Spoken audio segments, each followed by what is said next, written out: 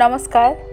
ঠাকুরমা স্বামীজির সকল ভক্তকে জানায় সকলের মা শ্রীমা সারদা চ্যানেলে সুস্বাগতম। আজ আমরা পড়ব স্বামীজির কথা, স্বামী শিষ্য সংবাদ। এটি স্বামীজির বাণী ও রচনার নবম খণ্ডের অংশ। আবার আলাদাভাবে স্বামী শিষ্য সংবাদ বইটিও আছে। এখানে স্বামীজি এবং স্বামীজির গৃহী শিষ্য শরৎচন্দ্র চক্রবর্তী মহাশয়ের মধ্যে যে কথোপকথন সেগুলি লিপিবদ্ধ করা আছে। আসুন স্বামীজির প্রণাম মন্ত্রটি আগে পড়ে নিই। ওম নমঃ শ্রীয়তিরাজায় বিবেকানন্দ সুরায় সচ্চিৎ সুখ স্বরূপায় স্বামিনে তাপহারিণে। স্থান বেলুর ভাড়াটিয়া মঠবাড়ি। কাল 1898। আজ বেলা প্রায় 2টার সময় শিষ্য পদব্রজে মঠে আসিয়াছে। নীলাম্বরবাবুর বাগানবাটিতে এখন মঠ উঠাইয়া আনা হইয়াছে এবং বর্তমান মঠের জমিও অল্পদিন হইল খরিদ করা হইয়াছে। স্বামীজি শিষ্যকে সঙ্গে লইয়া বেলা 4টা আন্দাজ মঠের নতুন জমিতে বেড়াইতে বাহির হইয়াছেন। মঠের জমি তখনও জঙ্গলপূর্ণ। জমিটির উত্তরাংশে তখন একখানি একতলা কোঠা বাড়ি ছিল। উহারই সংস্কার করিয়া বর্তমান মঠবাড়ি নির্মিত হইয়াছে। মঠের জমিটি যিনি খরিদ করিয়া দেন তিনিও স্বামীজির সঙ্গে কিছু দূর পর্যন্ত আসিয়া বিদায় লইলেন। স্বামীজির শিষ্য সঙ্গে মঠের জমিতে ভ্রমণ করিতে লাগিলেন এবং কথা প্রসঙ্গে ভাবী মঠের কার্যকারিতা ও বিধিবিধান পর্যালোচনা করিতে লাগিলেন। ক্রমে একতলা ঘরের পূর্ব দিকের বারান্দায় পৌঁছাইয়া বেড়াইতে বেড়াইতে স্বামীজি বলিলেন, এইখানে সাধুদের থাকবার স্থান হবে। সাধন ভজন ও জ্ঞান চর্চায় এই মঠ প্রধান কেন্দ্রস্থান হবে, এই আমার অভিপ্রায়।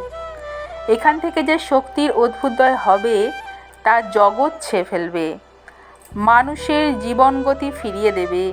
জ্ঞান, ভক্তি, যোগ ও কর্মের একত্র সমন্বয়ে এখান থেকে আইডিয়ালস বেরোবে। এই মঠভুক্ত সাধুদের ইঙ্গিতে কালে দিক দিগন্তে প্রাণের সঞ্চয় হবে। যথার্থ ধর্মানুরাগীগণ সব এখানে কালে এসে জুটবে। মনে এইরূপ কত কল্পনার উদয় হচ্ছে। মঠের দক্ষিণ ভাগে ওই যে জমি দেখছিস, ওখানে বিদ্যার কেন্দ্রস্থল হবে। ব্যাকরণ, দর্শন, বিজ্ঞান, কাব্য, অলঙ্কার, স্মৃতি, ভক্তি, শাস্ত্র আরও রাজকীয় ভাষা ওই স্থানে শিক্ষা দেয়া হবে।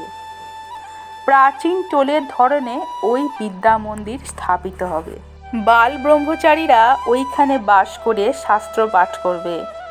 তাদের অসন বসন সব মঠ থেকে দেওয়া হবে। এসব ব্রহ্মচারীরা 5 বৎসর ট্রেনিং এর পর ইচ্ছে হলে গৃহে ফিরে গিয়ে সংসার করতে পারবে। মঠে মহাপুরুষগণের অভিমতে সন্ন্যাসও ইচ্ছে হলে নিতে পারবে। এই ব্রহ্মচারীগণের মধ্যে যাদের উচ্ছৃঙ্খল ও অসৎ চরিত্র দেখা যাবে, মঠস্বামীগণ তাদের তখনই বহিষ্কৃত করে দিতে পারবেন। এখানে জাতি বর্ণ নির্বিশেষে অধ্যয়ন করানো হবে। এতে যাদের অবজেকশন থাকবে তাদের নেওয়া হবে না। তবে নিজের জাতি বর্ণাশ্রমাচার মেনে যারা চলতে চাইবে তাদের আহারাদির বন্দোবস্ত নিজেদের করে নিতে হবে।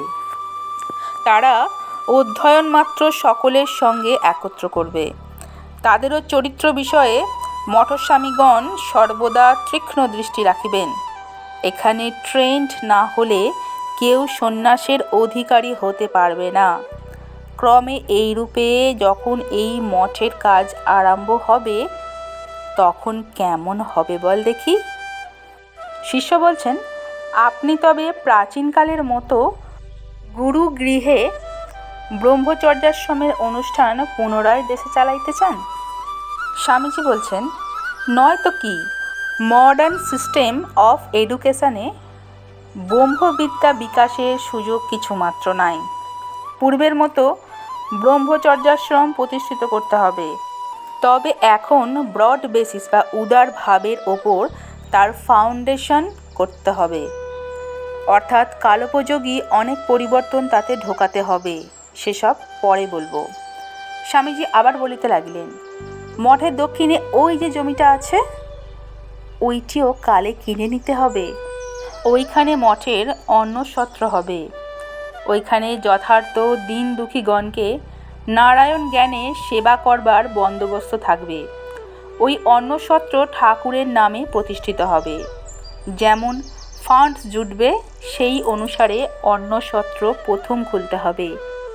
চাই কি প্রথমে 2-3টি লোক নিয়ে স্টার্ট করতে হবে। উৎসাহী ব্রহ্মচারীদের এই অন্নসত্র চালাতে ট্রেন করতে হবে।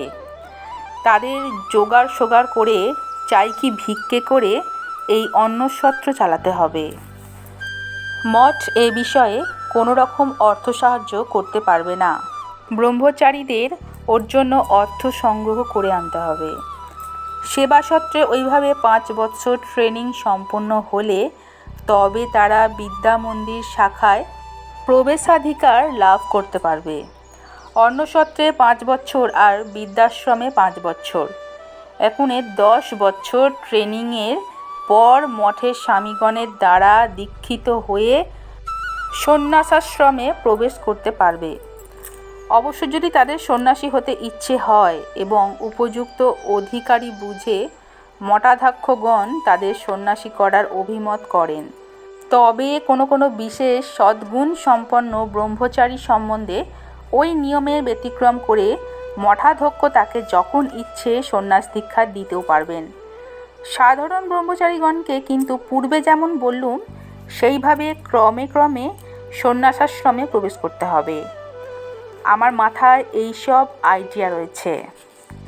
শিষ্য বলছেন, মহাশয়, মঠে এইরূপ 3টি শাখা স্থাপনের উদ্দেশ্য কি হবে?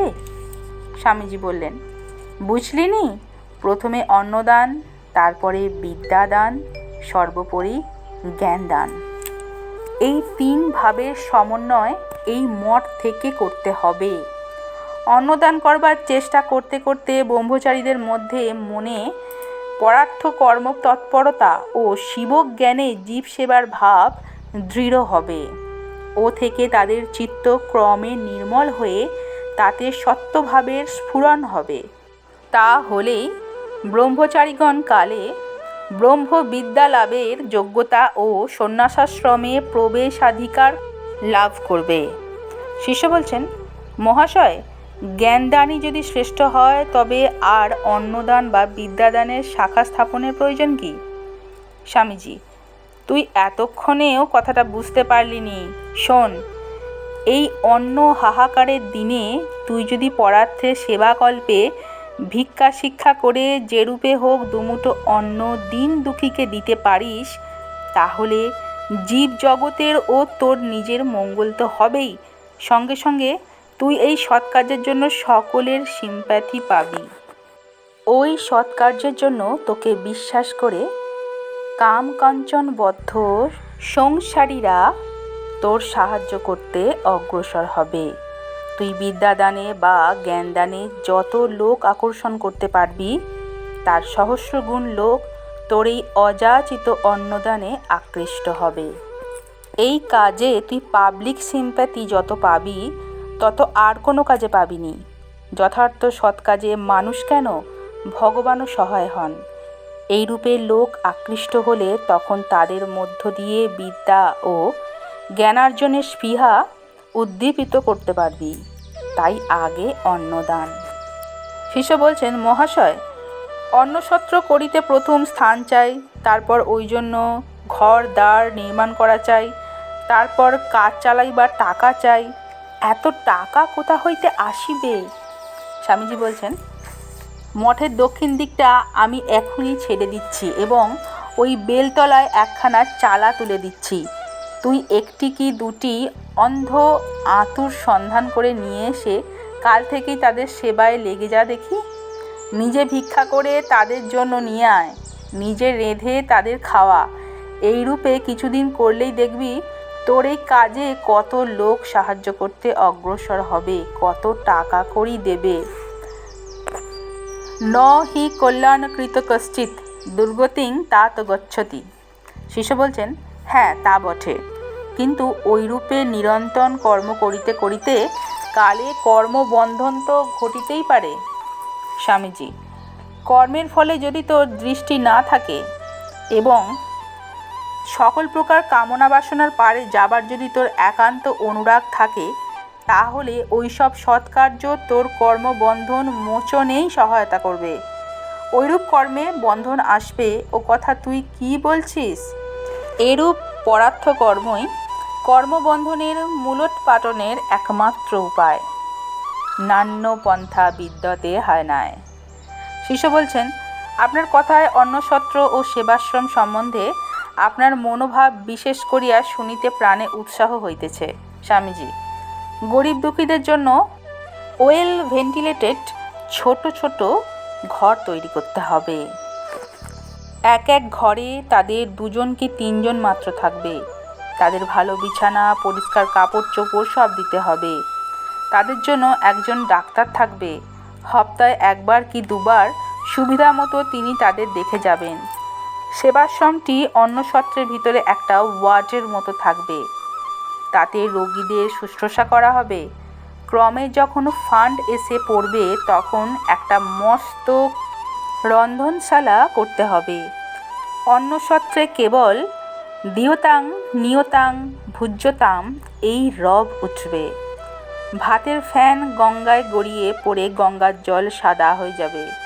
এই রকম অন্নসত্র হয়েছে দেখলে তবে আমার প্রাণটা ঠান্ডা হয়। শিষ্য বলছেন, আপনার যখন ওইরূপ ইচ্ছা হইতেছে তখন বোধ হয় কালে ওই বিষয়টি বাস্তবিকই হইবে। শিষ্যের কথা শুনিয়া স্বামীজি গঙ্গার দিকে চাহিয়া কিছুক্ষণ স্থির হইয়া রহিলেন।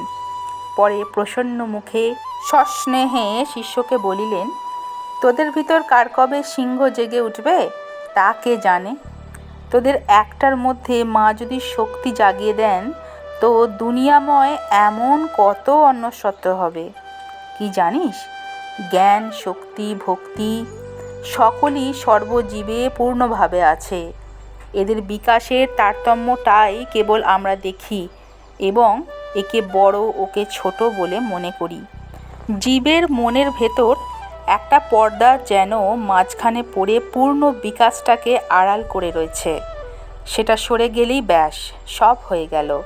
তখন যা চাইবি, যা ইচ্ছে করবি তাই হবে। স্বামীজি আবার বলিতে লাগিলেন, ঈশ্বর করেন তো এই মঠকে মহা সমন্বয় ক্ষেত্র করে তুলতে হবে। ঠাকুর আমাদের সর্বভাবের সাক্ষাৎ সমন্বয় মূর্তি। ওই সমন্বয়ের ভাবটি এখানে জাগিয়ে রাখলে ঠাকুর জগতে প্রতিষ্ঠিত থাকবেন। সর্বমতের, সর্বপথের অচাণ্ডাল ব্রাহ্মণ সকলে যাতে এখানে এসে আপন আপন আইডিয়াল দেখতে পায় তা করতে হবে।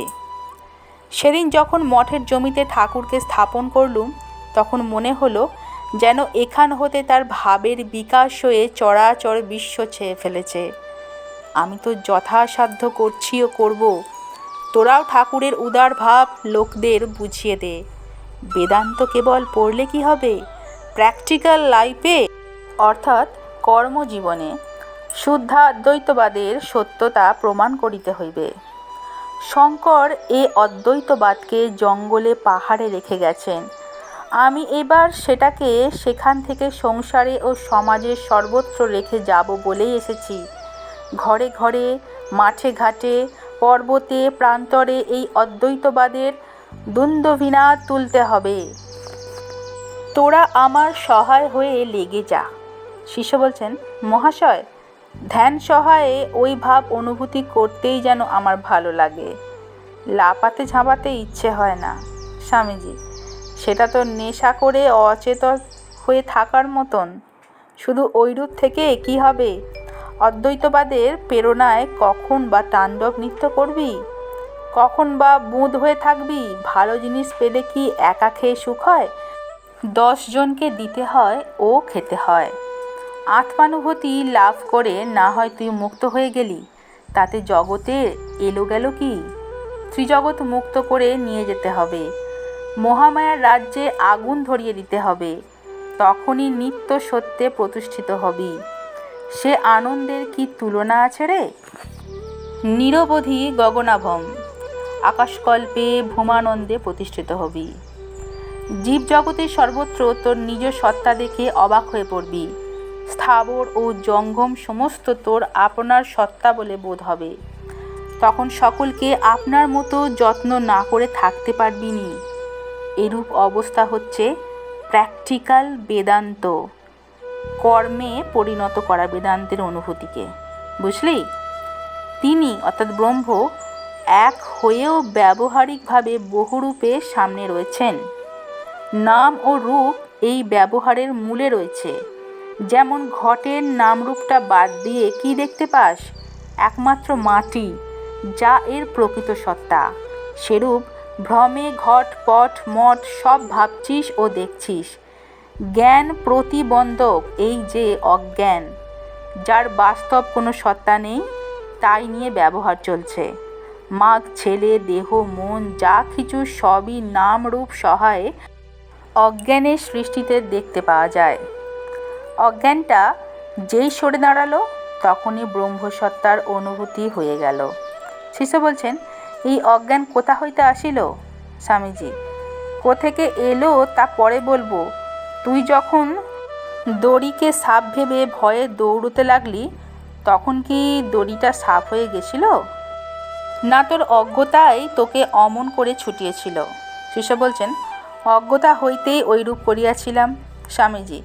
তাহলে ভেবে দেখ, তুই যখন আবার দড়িকে দড়ি বলে জানতে পারবি, তখন নিজের পূর্বকার অজ্ঞতা ভেবে হাসি পাবে কিনা, তখন নাম রূপ মিথ্যা বলে বোধ হবে কিনা?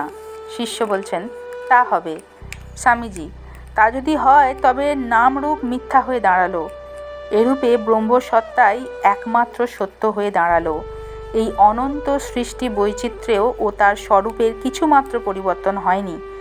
কেবল তুই এই অজ্ঞানের মন্দা অন্ধকারে এটা মাগ, এটা ছেলে, এটা আপন, এটা পর ভেবে সেই সর্ববিভাসক আত্মার সত্তা বুঝিতে পারিস নে। যখন গুরুর উপদেশ ও নিজের বিশ্বাস দ্বারা এই নাম রূপাত্মক জগৎটা না দেখে এর মূলের সত্তাটাকে কেবল অনুভব করবি, তখনই আব্রহ্মস্তব পর্যন্ত সকল পদার্থে তোর আত্মানুভূতি হবে। তখনই ভিদ্যতে হৃদয় গ্রন্থি ছিদ্যন্তে সর্বসংশয়া হবে। শিষ্য বলছেন, মহাশয়, এই অজ্ঞানের আদি অন্তের কথা জানিতে ইচ্ছে হয়। স্বামীজি, যে জিনিসটা পরে থাকে না সে জিনিসটা যে মিথ্যা তা তো বুঝতে পেরেছিস। যে যথার্থ ব্রহ্মজ্ঞ হয়েছে সে বলবে, অজ্ঞান আবার কোথায়? সে দড়িকে দড়ি দেখে, সাপ বলে দেখতে পায় না। যারা দড়িকে সাপ বলে দেখে তাদের ভয় ভীতি দেখে তারা হাসি পায়। সেজন্য অজ্ঞানের বাস্তব স্বরূপ নেই। অজ্ঞানকে সৎ বলা যায় না, অসৎ বলা যায় না। সন্ন্যাপশ্যনা পুব ভয়াত্মিকানো, যে জিনিসটা এরূপে মিথ্যা বলে প্রতিপন্ন হচ্ছে তার বিষয়ে প্রশ্নই বা কী আর উত্তরই বা কী? ওই বিষয়ে প্রশ্ন করাটা যুক্তিযুক্তও হতে পারে না। কেন তা শোন। এই প্রশ্ন উত্তরটাও তো সেই নামরূপ বা দেশকাল ধরে করা হচ্ছে। যে ব্রহ্মবস্তু নাম রূপ দেশকালের অতীত, তাকে প্রশ্নোত্তর দিয়ে কি বোঝানো যায়? এই জন্য শাস্ত্র মন্ত্র প্রভৃতি ব্যবহারিকভাবে সত্য, পারমার্থিক রূপে সত্য নয়। স্বরূপত অজ্ঞানের অস্তিত্বই নেই। তা আবার বুঝবি কি? যখন ব্রহ্মের প্রকাশ হবে তখন আর ওইরূপ প্রশ্ন করবার অবসরই থাকবে না। ঠাকুরের সেই মুচিমুটের গল্প শুনেছিস না? ঠিক তাই, অজ্ঞানকে যেই চেনা যায় অমনি সে পালিয়ে যায়। শিষ্য বলছেন, কিন্তু মহাশয়, অজ্ঞানটা আসিল কোথা হইতে? স্বামীজি, যে জিনিসটাই নেই তা আবার আসবে কি করে? থাকলে তো আসবে। শিষ্য বলছে, তবে এই জীবজগতের কি করিয়া উৎপত্তি হইল? স্বামীজি, এক ব্রহ্ম সত্তাই তো রয়েছেন। তুই মিথ্যা নাম রূপ দিয়ে তাকে রূপান্তরে নামান্তরে দেখছিস। শিষ্য, এই মিথ্যা নাম রূপই বা কেন কোথা হইতে আসিল? স্বামীজি, শাস্ত্রে এই নাম রূপাত্মক সংস্কার বা অজ্ঞতাকে প্রবাহরূপে নিত্যপ্রায় বলেছে, কিন্তু ওটা শান্ত। ব্রহ্মসত্তা কিন্তু সর্বদা ডরার মতো স্বস্বরূপেই রয়েছেন। এই জন্য বেদান্ত শাস্ত্রের সিদ্ধান্তই এই যে এই নিখিল ব্রহ্মাণ্ড ব্রহ্মে অধ্যস্ত ইন্দ্রজালবৎ ভাসমান। তাতে ব্রহ্মের কিছুমাত্র স্বরূপ বৈলক্ষণ্য ঘটেনি। বুঝলি? শিষ্য বলছেন, একটা কথা এখনও বুঝতে পারিতেছি না স্বামীজি। কি বল না? শিষ্য, এই যে আপনি বলিলেন এই সৃষ্টি স্থিতি লয়াদি ব্রহ্মে অধ্যস্ত, তাহাদের কোনো স্বরূপ সত্তা নাই, তাহা কি করিয়া হইতে পারে? যে যাহা পূর্বে দেখে নাই সে জিনিসের ভ্রম তাহার হইতেই পারে না। যে কখনো সাপ দেখে নাই তাহার দড়িতে যেমন সর্পভ্রম হয় না, সেইরূপ যে এই সৃষ্টি দেখে নাই তার ব্রহ্মে সৃষ্টিভ্রম হইবে কেন? সুতরাং সৃষ্টি ছিল বা আছে, তাই সৃষ্টিভ্রম হইয়াছে। ইহাতেই দ্বৈতাপত্তি উঠিতেছে। স্বামীজি, ব্রহ্মজ্ঞ পুরুষ তোর প্রশ্ন এইরূপে প্রথমেই প্রত্যাখ্যান করবে যে তার দৃষ্টিতে সৃষ্টি প্রভৃতি একেবারেই প্রতিভাত হচ্ছে না। তিনি একমাত্র ব্রহ্মসত্তাই দেখছেন, রজ্জুই দেখছেন, সাপ দেখছেন না। তুই যদি বলিস আমি তো এই সৃষ্টি বা সাপ দেখছি, তবে তোর দৃষ্টি দোষ দূর করতে তিনি তোকে রজ্জুর স্বরূপ বুঝিয়ে দিতে চেষ্টা করবেন। যখন তার উপদেশে ও বিচার বলে তুই রজ্জু সত্তা বা ব্রহ্মসত্তা বুঝতে পারবি, তখন এই ভ্রমাত্মক সর্পজ্ঞান বা সৃষ্টিজ্ঞান নাশ হয়ে যাবে। তখন এই সৃষ্টি স্থিতি লয়রূপ ভ্রম জ্ঞান ব্রহ্মে আরোপিত ভিন্ন আর কি বলতে পারিস? অনাদি প্রবাহরূপে এই সৃষ্টি ভনাদি চলে এসে থাকে তো থাকুক, তার নির্ণয়ে লাভালাভ কিছুই নেই। ব্রহ্মতত্ত্ব করামল কবচ প্রত্যক্ষ না হলে এ প্রশ্নের পর্যাপ্ত মীমাংসা হতে পারে না, এবং হলে আর প্রশ্ন ওঠে না, উত্তরেরও প্রয়োজন হয় না। ব্রহ্মতত্ত্বাস্বাদ তখন মুখাস্বাদনবৎ হয়। শিষ্য, তবে আর এত বিচার করিয়া কি হইবে? স্বামীজি, ওই বিষয়টি বোঝবার জন্য বিচার। সত্য বস্তু কিন্তু বিচারের পারে। নৈষা তর্কেন মতিরাপনেয়া। এইরূপ কথা চলিতে চলিতে শিষ্য স্বামীজির সঙ্গে মঠে আসিয়া উপস্থিত হইল। মঠে আসিয়া স্বামীজি মঠের সন্ন্যাসী ও ব্রহ্মচারীগণকে অদ্যকার ব্রহ্মবিচারের সংক্ষিপ্ত মর্ম বুঝাইয়া দিলেন। ওপরে উঠিতে উঠিতে শিষ্যকে বলিতে লাগিলেন, নায়মাত্মা বলহীনেন লভ্য। নমস্কার। আজকে স্বামীজির কথাপাঠ আমরা এখানেই সমাপ্ত করছি। আজকের ভিডিওটি একটু দীর্ঘ হয়েছে। দেখুন, স্বামীজি ছিলেন বেদান্ত কেশরী, তো তার সঙ্গে তার গৃহী শিষ্য শরৎচন্দ্র চক্রবর্তী মহাশয়ের মধ্যে যে অদ্বৈত বেদান্ত নিয়ে কথোপকথন হচ্ছিল বা বেদান্ত চর্চা হচ্ছিল, আশা করি আপনাদের সকলেরই তা ভালো লেগেছে। ঠাকুরমা স্বামীজির কৃপায় আপনারা সকলে ভালো থাকুন, সুস্থ থাকুন ও আনন্দে থাকুন। জয় রামকৃষ্ণ, জয় মা, জয় তু স্বামীজি মহারাজ। ধন্যবাদ।